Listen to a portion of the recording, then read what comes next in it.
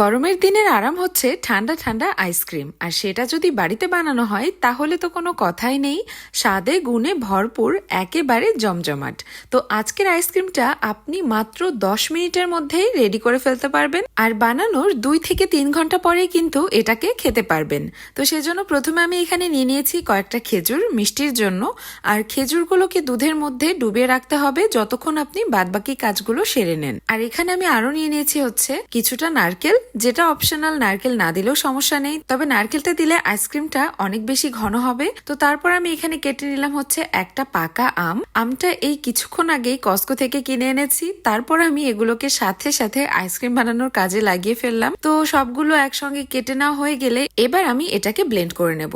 তো ব্লেন্ড করার জন্য আপনারা যে কোনো ব্লেন্ডার ইউজ করতে পারেন, আমি হ্যান্ড ব্লেন্ডারটা ইউজ করলাম। ব্লেন্ড করার পরে দেখতেই পাচ্ছেন যে এটা কতটা ক্রিমি হয়েছে। এবার ব্লেন্ড করে নেওয়া আম, খেজুর আর নারকেলের এটাকে দিয়ে দিতে হবে হচ্ছে একটা টিফিন বক্সের মধ্যে।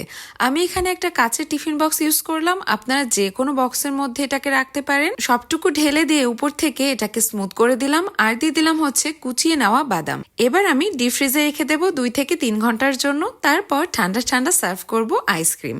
সবাই ভালো থাকবেন, বাই।